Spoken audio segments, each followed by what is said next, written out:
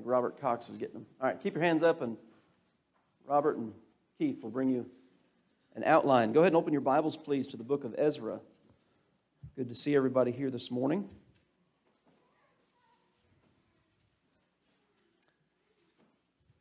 I know we have some here that are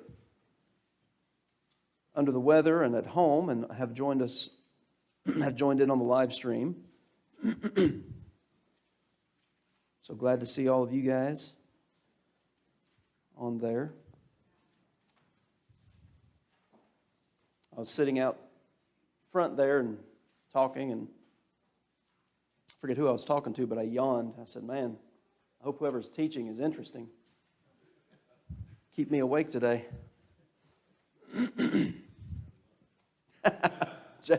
Jay Tao said he's going to fill in for me.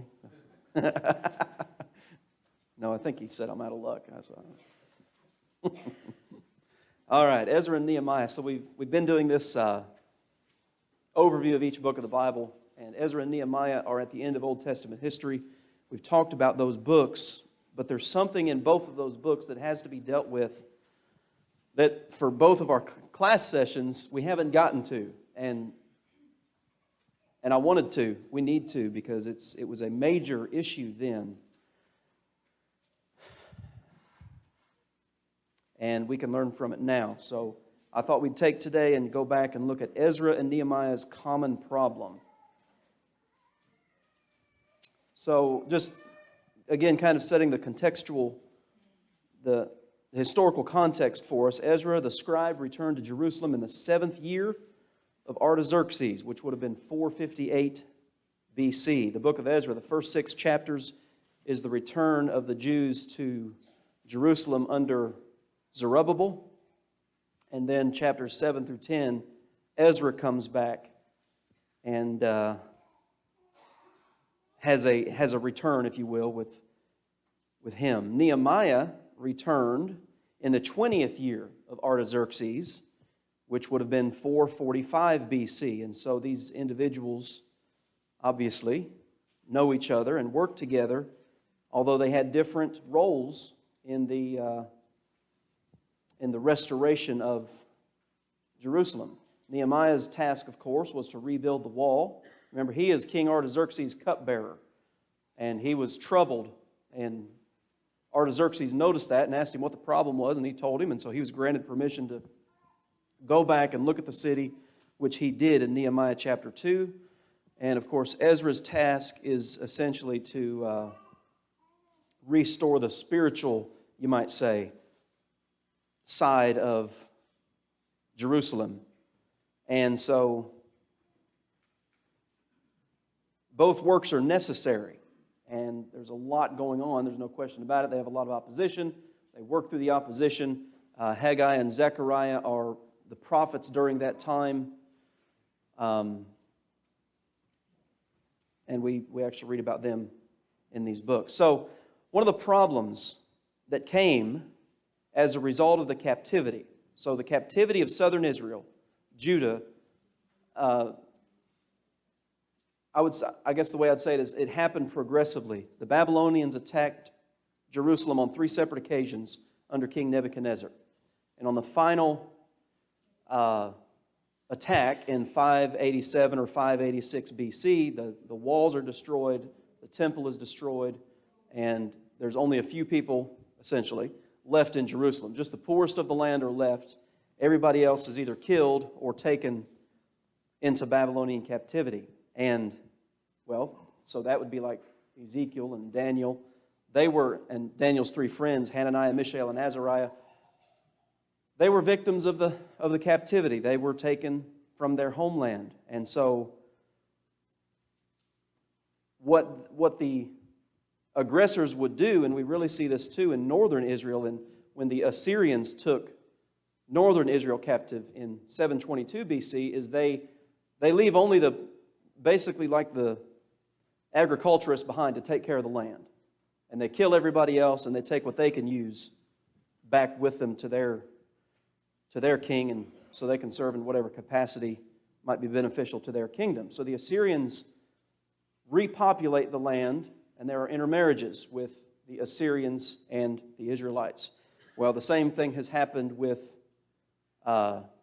Judah. So, well, in Jeremiah chapter 29, when Jeremiah is prophesying about the 70 years of captivity, he tells them, you need to build houses, you need to plant vineyards, you need to get married, have children. You're going to be there a while. You're going to be there for 70 years.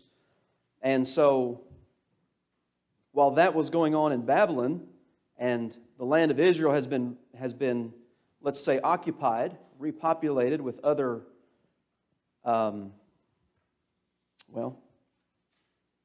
not cultures, but nationalities. There you go. Thank you. There are now intermarriages among God's people. So that's a problem. I know I told you to turn to the book of Ezra, so keep your finger there. And let's go to Deuteronomy chapter 7 real quick, because the law of Moses is very specific on this particular issue. So Deuteronomy chapter 7.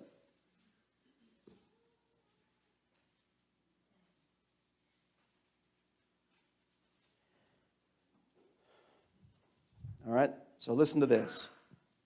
Deuteronomy 7, beginning in verse 1. When the Lord thy God shall bring thee into the land whither thou goest to possess it, and hast cast out many nations before thee, the Hittites and the Girgashites and the Amorites, the Canaanites, the Perizzites, the Hivites, and the Jebusites, 7 nations greater and mightier than thou.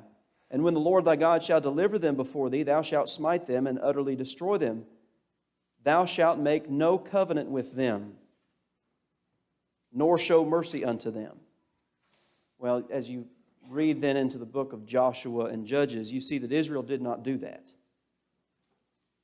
Neither shalt thou make marriages with them. Thy daughter thou shalt not give unto his son, nor his daughter shalt thou take unto thy son. For they will turn away thy son from following me, that they may serve other gods. So will the anger of the Lord be kindled against you, and destroy thee suddenly. But thus shall ye deal with them. Ye shall destroy their altars, and break down their images, and cut down their groves, and burn their graven images with fire. For thou art an holy people unto the Lord thy God. And then it goes on down and continues talking about that. So now we fast forward. So that's the life of Moses. The book of Deuteronomy is like Moses' farewell address to the nation of Israel, a renewal of the covenant and all of this. Well, fast forward now 1,000 years to the days of Ezra and Nehemiah. And, well, they've done exactly what they were told not to do.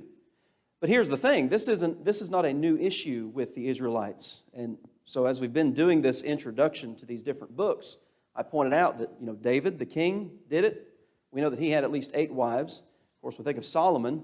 He's like he set the bar pretty high, you might say, for that specific transgression.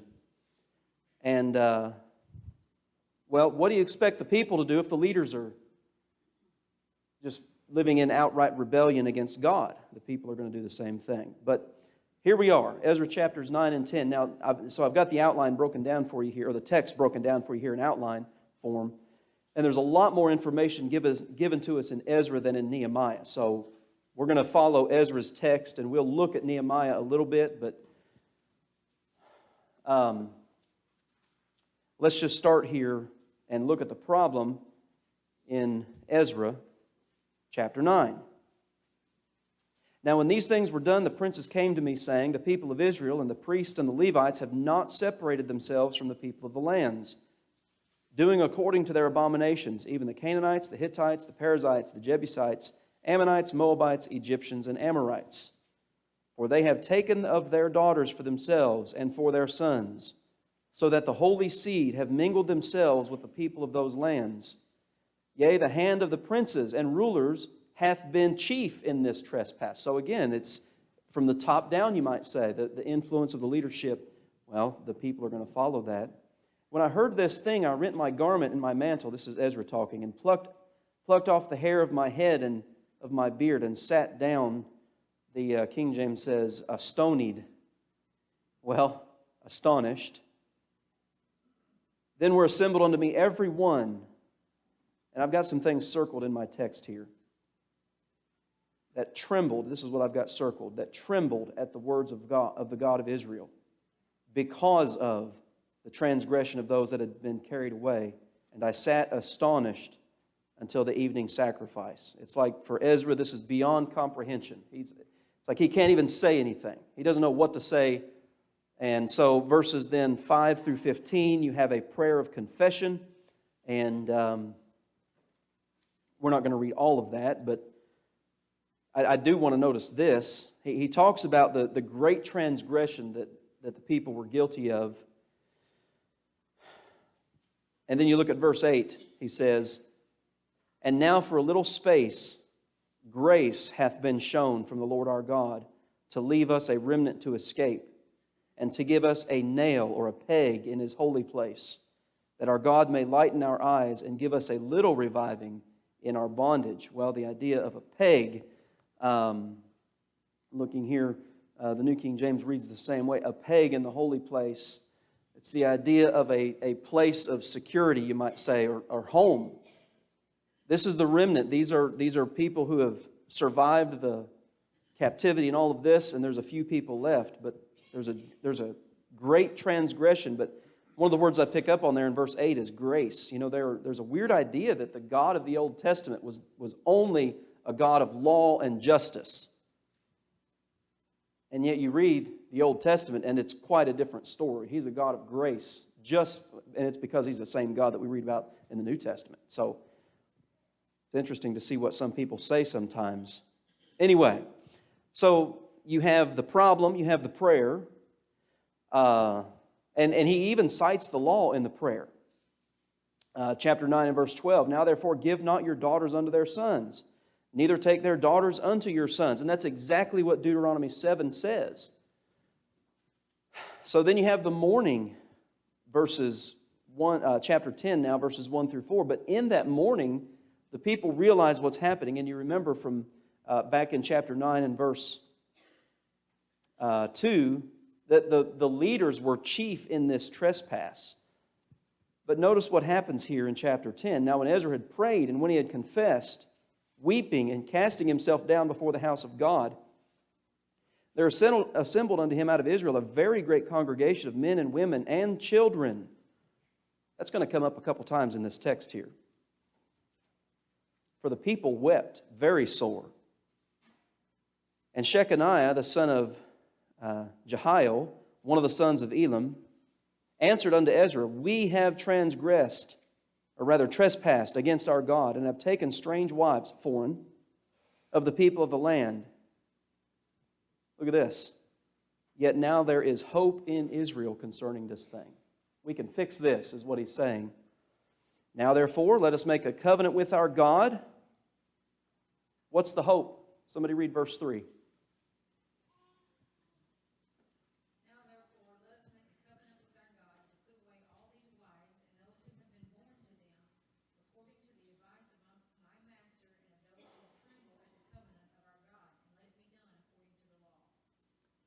Man, that's a hard verse. One of the reasons I wanted to address this particular, like I call it the common problem, is because it's still a common problem today. So we know that we are not under, obviously, the law of Moses. But you know, God has a marriage law today, and everybody's subject to it. The hope that's in Israel, verse 2, was we need to do what the law says. And so this is a topic that you know, before y'all ever even knew who I was, you guys had to deal with this. And before I ever knew who you were, I've had to deal with this. It's a problem that is universal. Sadly, it's in the Lord's church. It's in the world. And that is the problem of marriages that should not be. There are marriages that should not be. The hope is, again, those who tremble at the commandment of God, we better do what the law says. We better do what God says. Put away the wives, verse 3, and the children. And so, verses then 5 through 17, you have the solution, you might say, worked out. But I want you to notice chapter 10 here, beginning in verse 9. Now all the men of Judah and Benjamin gathered themselves together unto Jerusalem within 3 days. This is an urgent matter. Why is it so urgent? Why is it so urgent?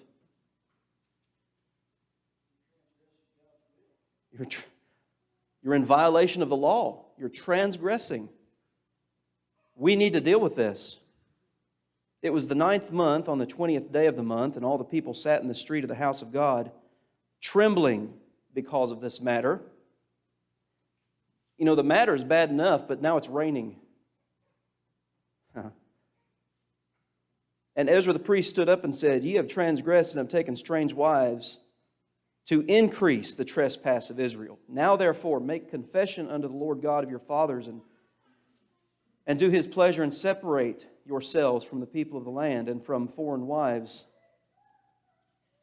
Somebody read verse 12.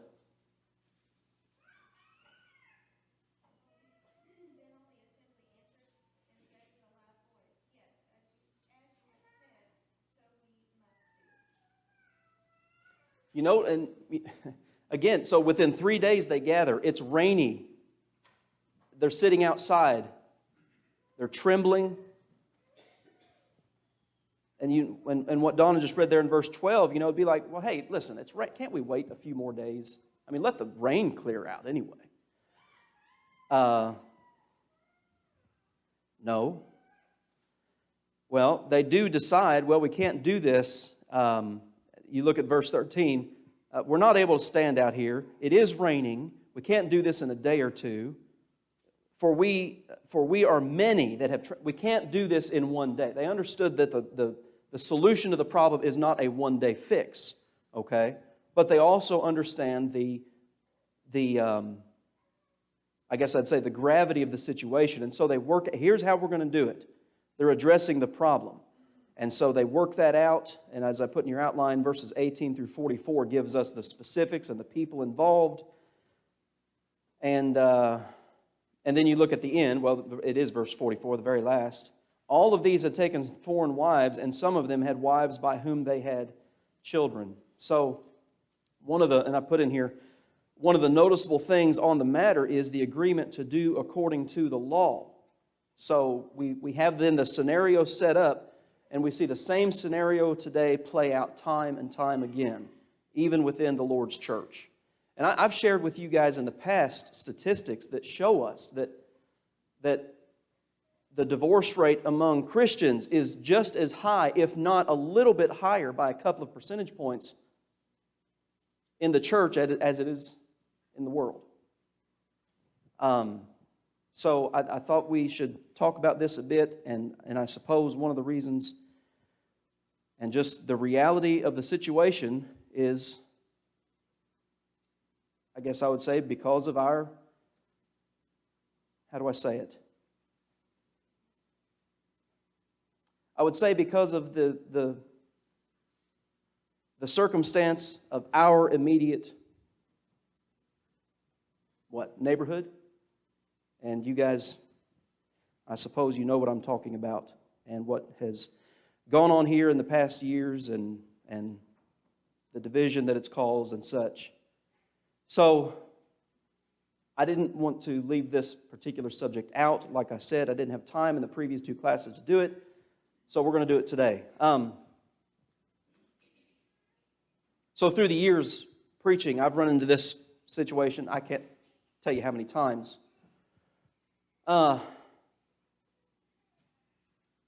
And so here's how it usually goes. You have a situation like we have here in Ezra and with Nehemiah too, in Nehemiah chapter 13, that there are people married who shouldn't be married.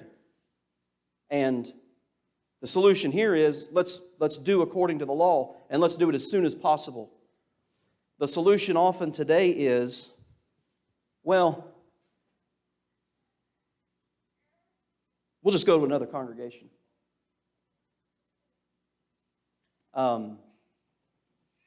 Or the solution is an emotional appeal of, and it's so, I don't think this is recorded for us by accident. the solution also today is, well, listen, man, I see what you're saying, but we've got kids now. And you want, and so what happens is in that conversation, and it's happened to me, and I know our current and previous elders have dealt with this, is when you try to stand up for what's right and say, this is what needs to happen, you're the bad guy. I can't believe you would tell me to break my family up.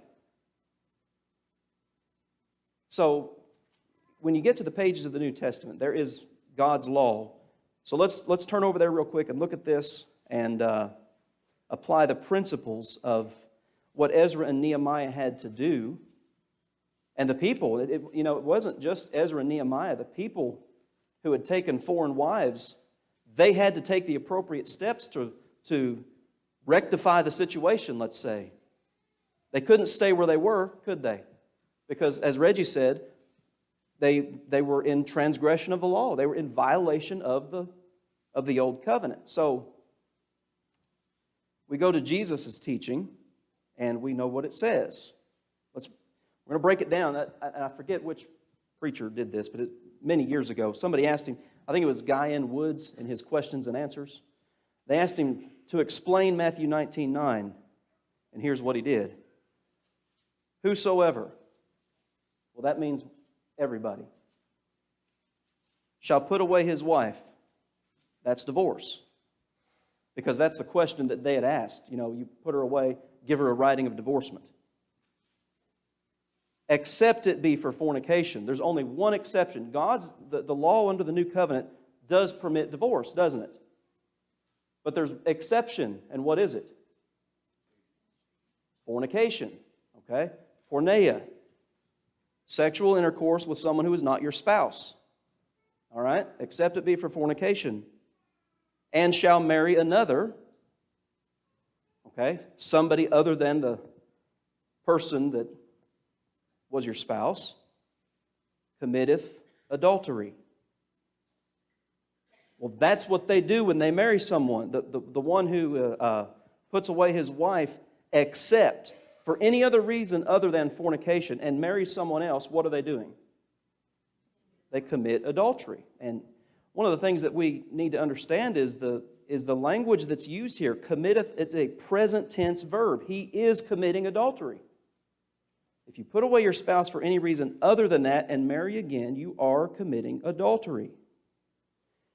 And whoso, okay, this applies to everybody, marries her who has been put away, does commit adultery. That is not difficult to understand. So here's the solution. And again, I know from our area, the solution is, if a person's in this situation, well, we'll just baptize them and they can stay in that situation. And folks, that's not how it works.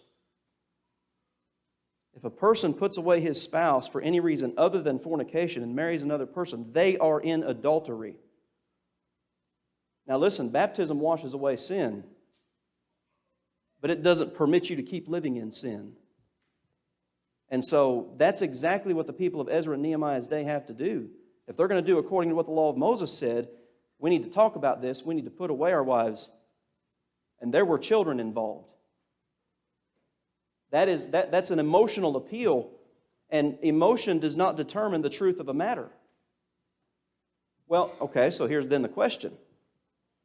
All right, so here's what the law says, and now talking about the new covenant, the law of Christ. All right, so here's what it says. We lay that out, and people say, yes, I see that, I understand it, but there are children. Does that change what the law says? Well, how did there get to be children in that relationship? Well, we know how that works. That doesn't change what the law says. Jesus doesn't say here, you do this, and, well, brackets, unless there are children involved. And so, we need to understand that emotional appeals like that don't change the truth of a subject. And so these people thinking back to Ezra's day, what was their determination? What did they say? There's hope in Israel, and we need to do according to the law. And so they are telling Ezra, we need to do this. Let's do this and do it according to the law. They must, yeah. And so, it's so hard. I can't tell you how many individuals over the years I've talked with on this particular subject that subject comes up, and we talk about this, and you see it. They know that they're in violation of God's commands, violation of the law, and I have yet to find one person who will do what the people of Ezra's day said. They're not going to leave it. They're not. And one of the reasons, and again, listen, guys, because of our community. Well, we baptized him. So that would be like saying, before you became a Christian, you were, you could think of any number of sins. Before you heard and obeyed the gospel, you were a thief, and then you heard and obeyed the gospel. Do you have the right to keep everything that you stole? And can you keep on stealing? Well, I've been baptized. You cannot, and that's exactly what Paul's saying in Romans chapter 6. How shall we who have died to sin live any longer therein? And this sin, and being as prevalent as it is, especially in the Lord's church, is no different than any other sin, in the sense of you must repent of it, you must get out of it. Baptism does not wash away continual sin. In other words, you can't be a non-Christian living in sin, and whatever that sin may be baptized into Christ for the remission of sins, and then keep on doing over here what you were doing over here. That's not how it works. And I think sometimes people think that baptism is like a magical cure-all that just, hey, well, you didn't repent. Yeah, but I was baptized, and so everything's okay. That's not how it works. But for some reason, people have been led to believe that so long as we baptize somebody, they can keep on, and again, the language is so clear in Matthew 19, they can keep on committing adultery, even though, well, that would be like a thief continuing to steal. Or a murderer keeping on murdering. I was baptized back here, and it washed away my sins, and so I can stay in that condition. That's why God hates divorce. Now, but here's the thing, and that's what is that? Habakkuk 2:15? No, that's about wine. It's in the Old Testament, and it's in one of the minor prophets. But, well, now what was I going to say? Well, the thing is this: God's marriage law applies universally. Whosoever. Some people try to take Matthew 19:9 and they say, well, he was talking to the Pharisees, and the Pharisees are Jews. Therefore, God's marriage law only applies to Christians. So people will twist so many things to come to the conclusion they want to. Oh, I know what I was going to say. So God's marriage law does permit divorce, doesn't it? And it does permit remarriage. But it's an extremely narrow scope of allowance, and it's fornication, and that's it. And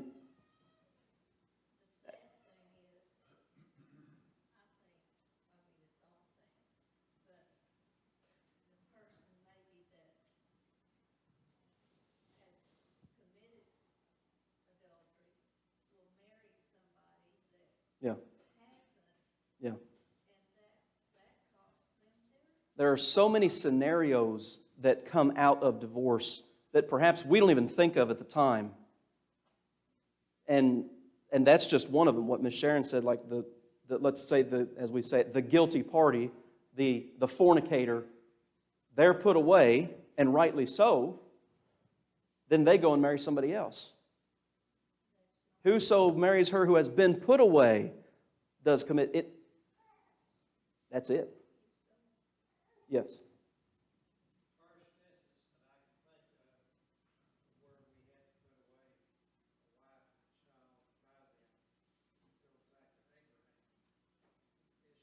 Hagar. Mm. Yeah. Yeah, the patriarchal age. So this issue of divorce and remarriage is certainly not new. It's thousands of years old. But I would say one of the most frustrating, and not just frustrating, it is frustrating. And again, listen, all you have to do is talk to the elders about that because they've dealt with it. It's not just frustrating, it's disheartening. You know, there are so many times when, over the years, when I personally have been in a Bible study and this subject comes up, sometimes by the person I'm studying with, sometimes by me, and you hear the story and it's like your heart just sinks. Because you know that they're in violation of the law of God, and you also know that in my experience, my personal experience, 100% of the time they won't change. And they'll stay in their sin. And they'll lose their soul. And they'll cause, again, to whomever they are married to lose their soul. As you were saying, it's not. And that's the thing about divorce. While God's marriage law, God's marriage law does permit it, and again, for a very narrow scope, when it does happen, even if it's for what we say is the scriptural reason, there are so many widespread consequences. It affects it. See, and that's the thing. Fornication, adultery, it doesn't just affect the two people who are married and then the third party. It never stays that small. And especially when we talk about the Lord's church, because then of course, you've got the family, and perhaps if there are children involved in that first marriage, well, it certainly affects the children for the rest of their lives, but then the extended family on both sides, and then the family of that third party, and then the congregation and the community. There are so many, I guess the word I would use would be unintended consequences to that sin. That it's like when you throw a pebble in a pond, what happens? The ripples go all the way out. And well, I would say in some instances, absolutely, a lot of ignorance. But in some instances, there's just absolute wickedness and rebellion. Because they know exactly what they're doing. And selfishness. And by the way, name one sin, I don't care what it is. Name one sin that is not at the root of it selfishness. You know? Any sin you could think of is ultimately, it's about me, whatever it may be.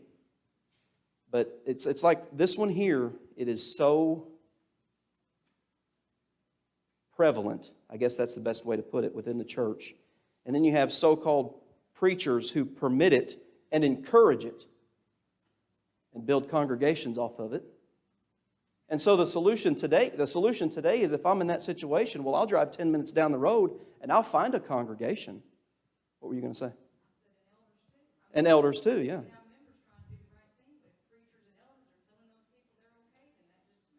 Well, preachers and elders. So who was the chief in this sin in Ezra's day?